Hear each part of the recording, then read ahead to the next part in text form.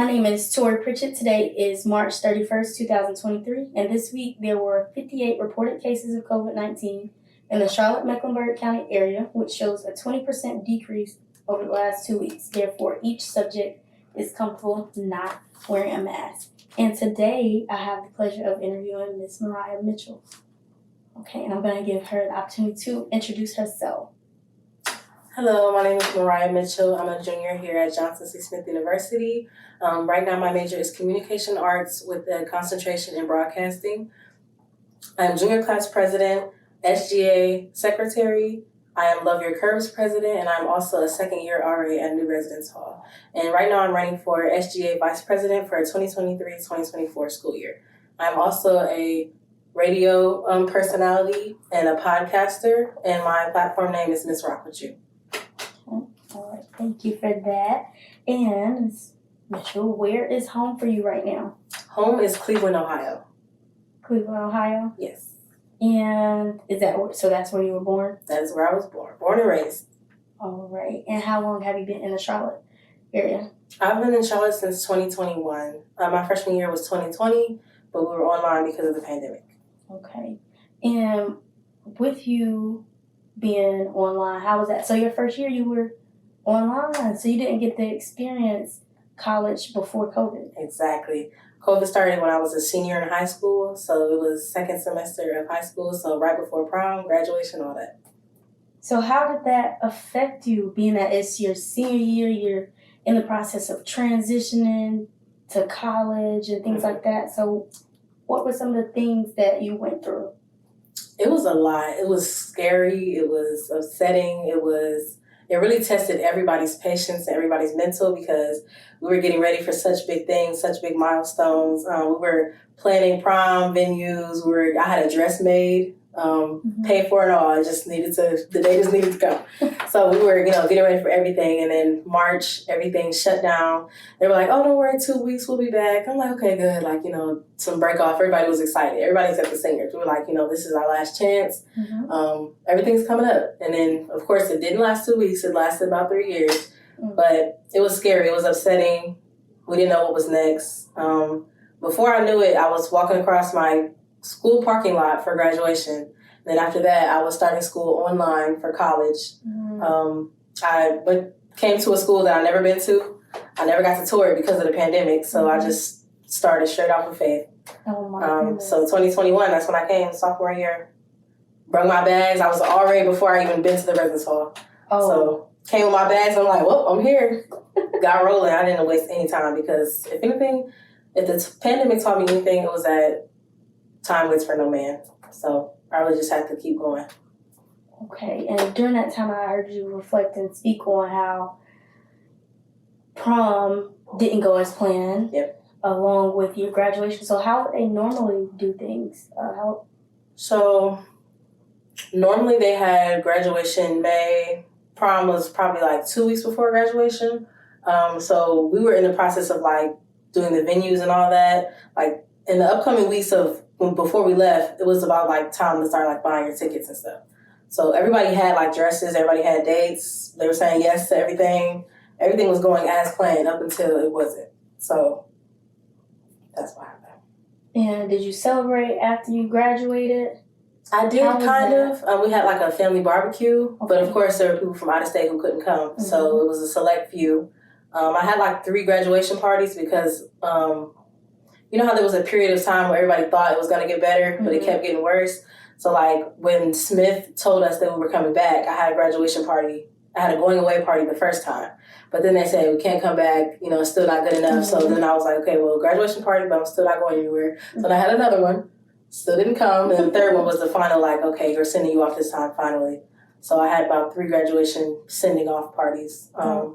But prom, no, nothing happened for prom. My dress is still in my closet to this day. So you never got to wear it? Never got to wear it. I try it on every once in a while, but every time I try it on, it fits less. So I won't be doing that. I won't be doing that anymore because it's getting a little depressing. Oh my goodness. And during that time, how would you describe your relationships with your family and friends? It was really tough because I was going through like I wouldn't say depression, but it was kind of bad because I didn't know what was next. I didn't know what to expect.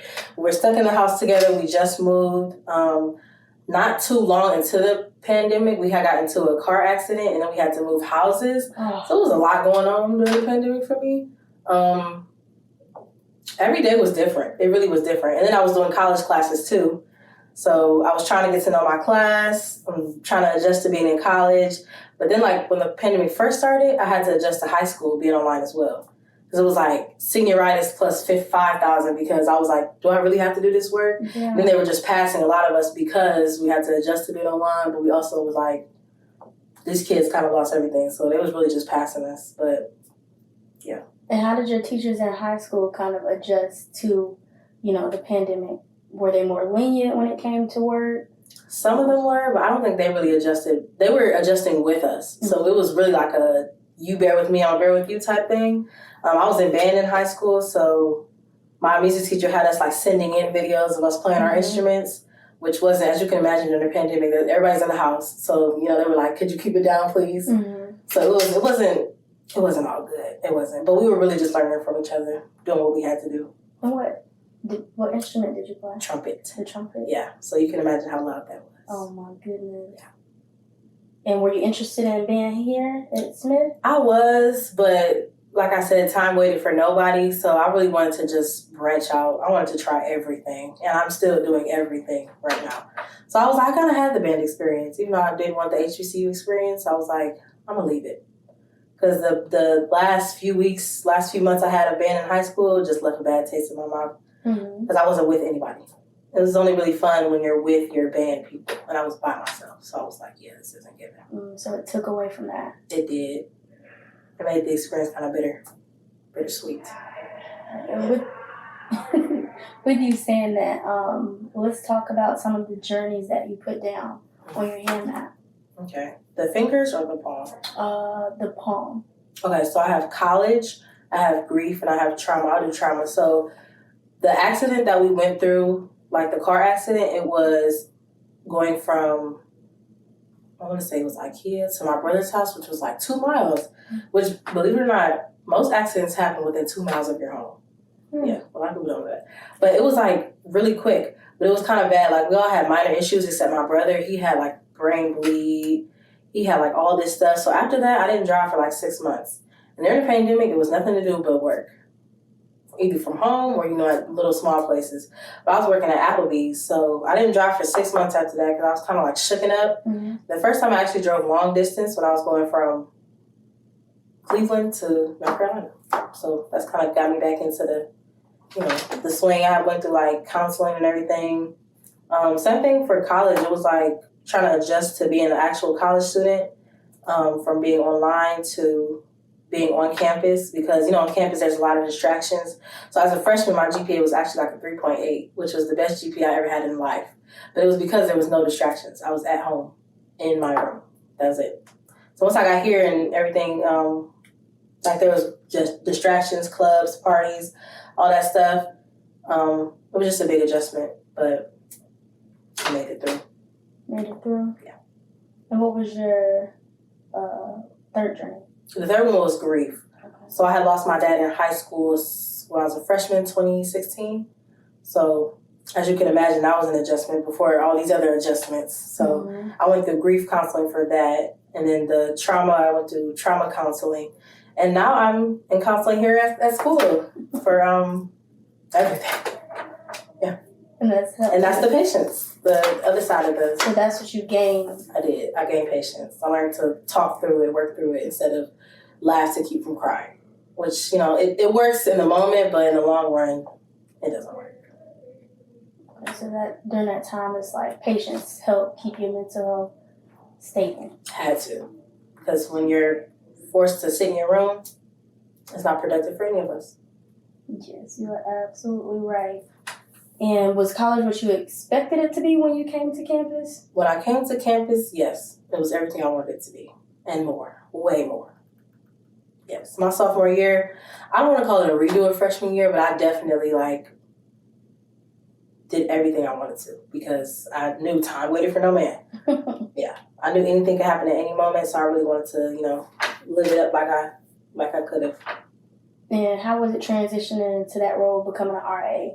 What goals did you set for yourself? What did you, well, really, yes, what goals did you set? So I've always been like a natural born leader. I've always been like the one to make the not make the rules, but always been the one to like execute them and make sure everybody, stays on task. So I've always been a natural born leader. So being an RA really just felt like I was at summer camp making sure all my cousins ate dinner. Like, as easy as it sounds. Like, it was just like, it felt natural. So it really wasn't like a big adjustment for me, but some goals I set for myself was to learn from people, because I feel like as much as the residents need me, I need them because they keep me accountable. So lessons and things advice that I would give them, I was really talking to myself. They were just there listening to it. Mm-hmm. So it really didn't feel like, but it was really just to learn and listen, to have an open ear, because the things they're telling me, and I can learn from that, and then the advice that I'm giving them, it's just useful for all of us. So, yeah. Gotcha. And what new routines did you gain during that time, or did you develop any routines? Routines I could think of, no, not really. But I definitely, I keep saying, held me accountable, because whatever I did the night before, I had to make sure that I held myself accountable to make it done the next morning. So like, something I actually learned the other day, it was like leave no crumbs. So it's like, don't be mad about what you did the night before, because you knew what you had to do the next day. So in college, there's events and stuff at the night before, but you knew that you had class at 8 a.m. So if you chose to go out to that party or that event, then you need to make sure that you get it done the next day, because there's no excuses. Time waits for nobody, like I'm gonna say again. And you can't complain about what's on your plate when your goal was to eat. So, I like to hold myself accountable, hold others accountable, because we all came here for one reason, and if we're not getting it done, then you're wasting your time. And time is money. Yes, time is money. And how has this experience shaped you as a person? Ooh.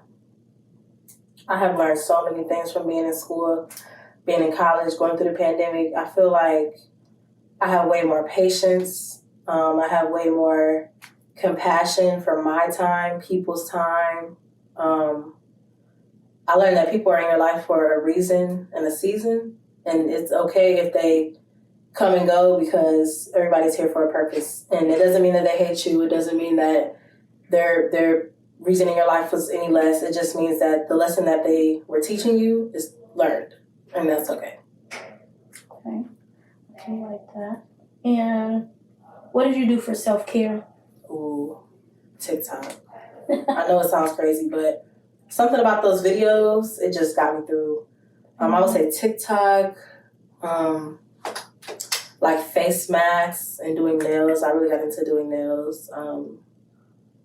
There really wasn't much else to do. Workout. I work out a lot. Mm-hmm. I gained weight a lot, but it was real. It was like a love-hate relationship. Yeah, real bad.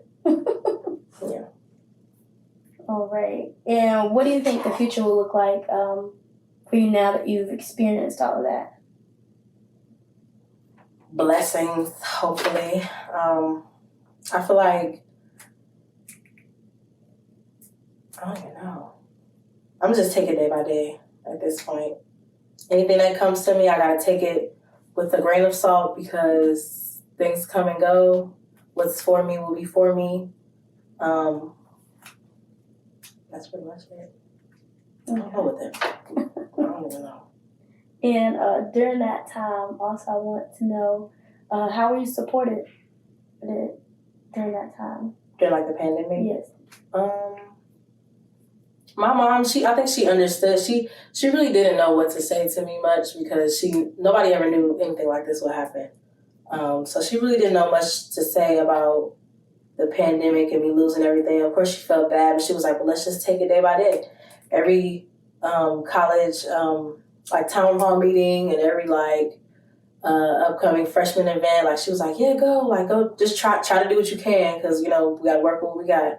So she was just supporting me that way. Church was online, mm-hmm. So we did like at-home services and stuff. We play our gospel music around the house, just try to keep the faith alive. The family was there, of course. Every semi going away party I had, it was great.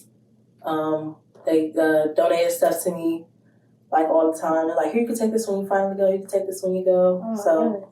yeah, I had a couple trunks of things that I still actually have. I still got a lot of that stuff. But really just support family, God. I was working, so I was stacking up my money. That felt good. But yeah. Now, how did you feel about working during that time with the new restrictions and regulations in place? Ooh.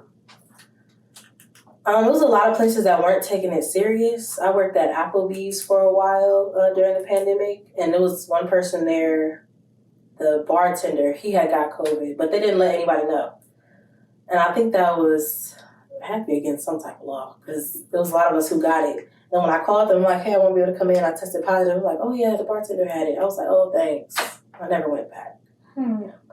But working during that time, it was kind of tough. I also worked at Topgolf when it first started, because I was in high school. And they let all of us go.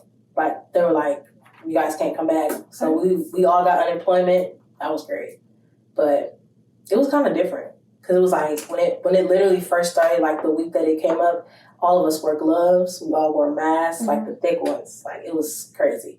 And then as like days went on, we saw less and less customers. So it was really different. But yeah, they let us all go from Topgolf, and then Applebee's. We just, oh my goodness. Yeah, and it was with food. We were working with food, so it was like really like you would think it would be high precaution. It wasn't. Oh no. Yeah.